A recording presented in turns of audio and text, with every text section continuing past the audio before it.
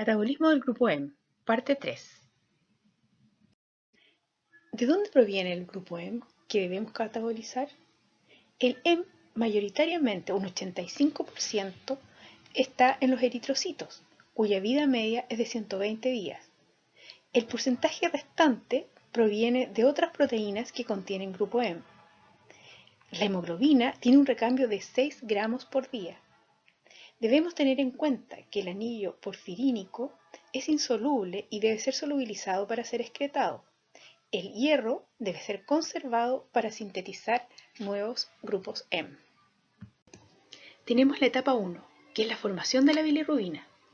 Los eritrocitos senescentes son captados por las células del sistema retículo endotelial, fundamentalmente macrófagos del vaso. La globina se recicla o se degrada a aminoácidos por proteasa. Se obtiene entonces el grupo M unido al fierro. Posteriormente viene la formación de la bilirrubina por una etapa de oxidación.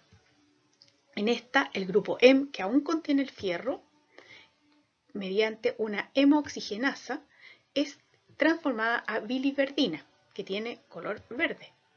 Aquí el fierro es llevado a los depósitos de fierro y la enzima, como ya dije, es una hemooxigenasa, que esto ocurre en el vaso, también en el hígado y el riñón, y requiere fierro más 2 en la hemoglobina para activar el oxígeno. El M es oxidado y su anillo abierto por la hemooxigenasa. Ya es una molécula cíclica que en esta etapa se convierte en una molécula lineal.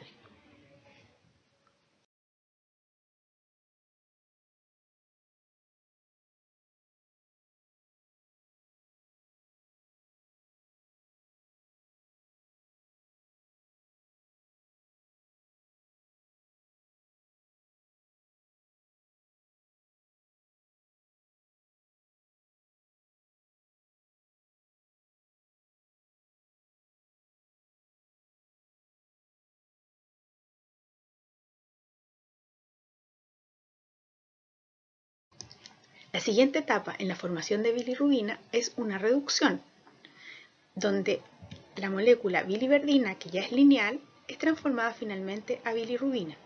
Acá participa la biliverdina reductasa con la transformación de NAD-fosfato hidrogenado a NAD-fosfato oxidado. La etapa 2 la constituye el transporte de bilirrubina en suero. La bilirrubina es insoluble en agua, por lo tanto debe ser unida a albúmina sérica, la cual la transporta en la sangre. Luego viene la tercera etapa, que es cuando la bilirrubina ingresa al hepatocito. Recordemos que la bilirrubina es transportada unida a la albúmina sérica, y este equilibrio va hacia la formación de este complejo.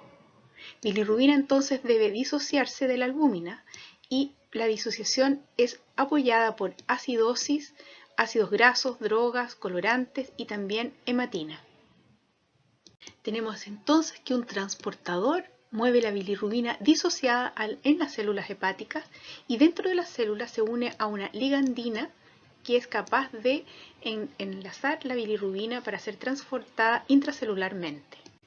Tenemos la bilirrubina ya en el hepatocito para la siguiente etapa, que es de conjugación, donde la glucuroniltransferasa es capaz de poner 2 grupos glucuronilo en la molécula. Es importante recalcar en esta etapa que tenemos entonces 2 tipos de bilirrubina, una que es directa y una que es indirecta. La bilirrubina conjugada es soluble en agua, la bilirrubina no conjugada no lo es.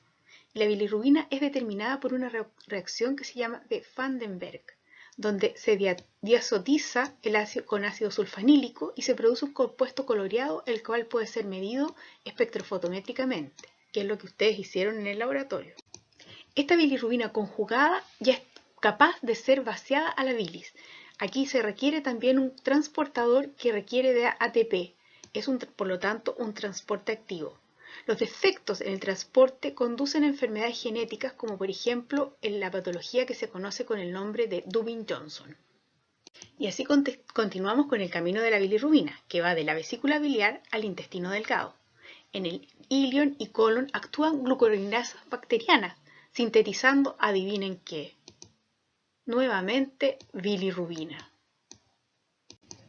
Y ya tenemos la bilirrubina que ha llegado al intestino, donde las bacterias producen desde la bilirrubina estercobilinógenos y otros urobilinógenos, los cuales no tienen color. Las urobilinas sí, y estas pueden aparecer en la orina, que son las que precisamente le dan el color a la orina. ¿Qué pasa entonces con los urobilinógenos que son reabsorbidos?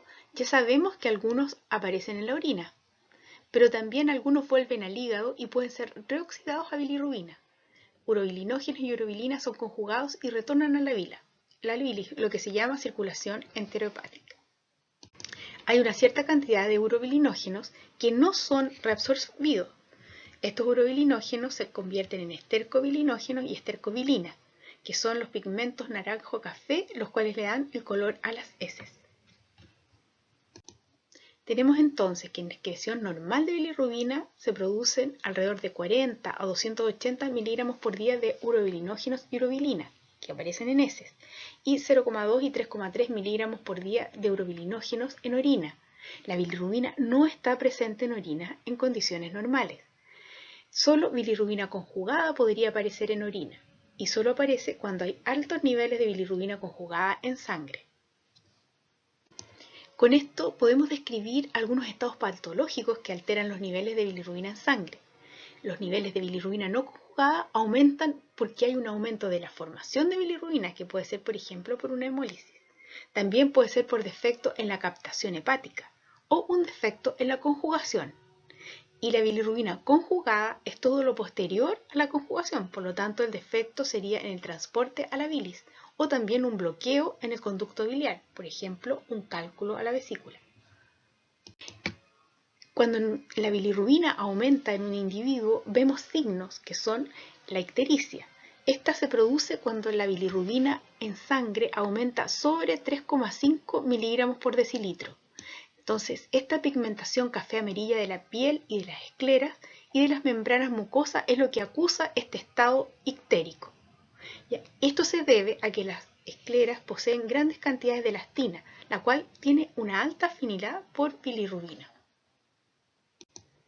Aquí podemos apreciar el signo que es la aparición de esta coloración amarillenta que se denota mucho en el globo ocular y que las causas pueden ser prehepática, hepática o poshepática, que es lo que nosotros vamos a ayudar a resolver con el laboratorio clínico.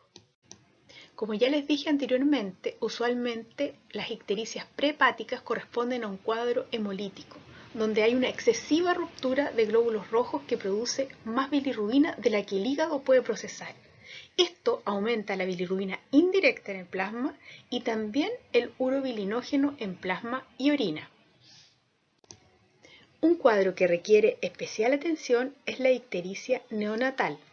Esta se produce en bebés prematuros y algunos detérminos también, por una inmadurez en el sistema enzimático fundamentalmente. Puede ser prehepática o hepática.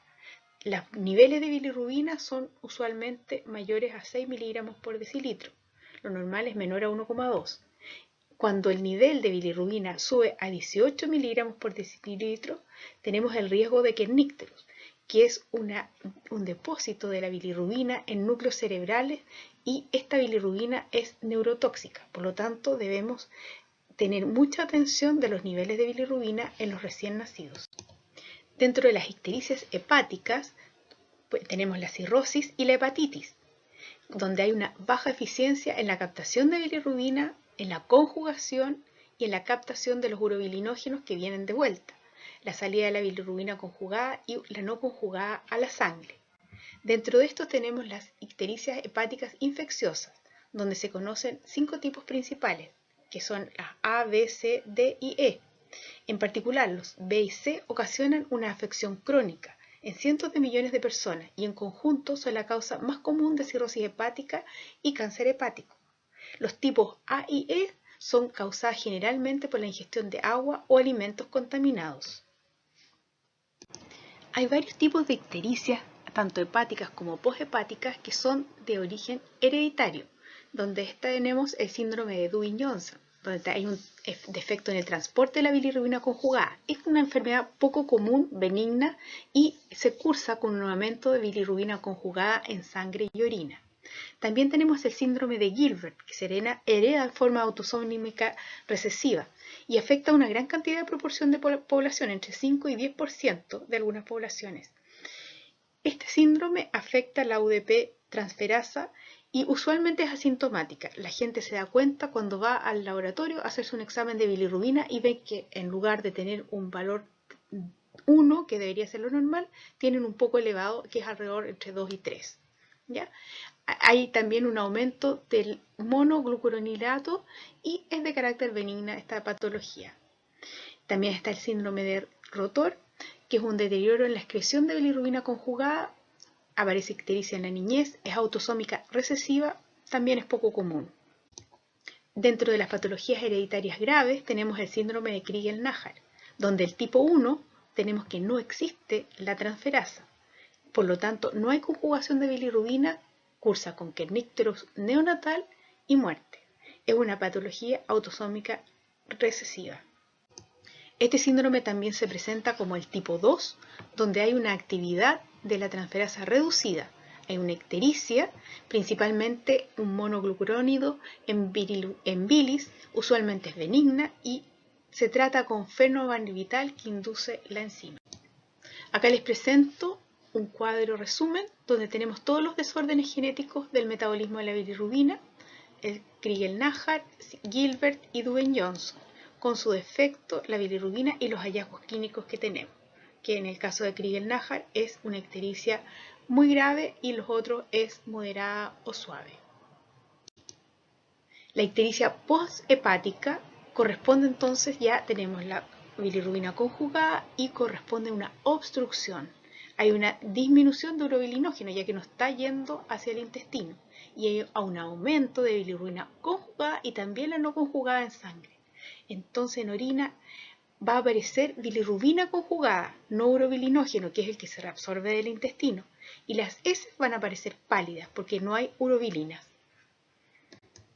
Y por último tenemos aquí un resumen nuevamente de los cuadros de hiperbilirrubinemia que tiene que ver con anemia hemolítica, hepatitis y cálculos. ¿Ya? Tenemos aquí que aumenta una hemólisis, aquí hay una hepatitis que hay un órgano inflamado y aquí tenemos que hay una obstrucción. ¿Ya? ¿Y qué tipos de bilirrubinas aparecen en cada caso?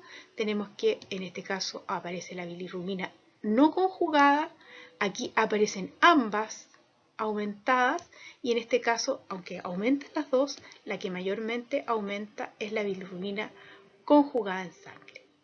Con esto hemos terminado entonces la presentación de la función hepática.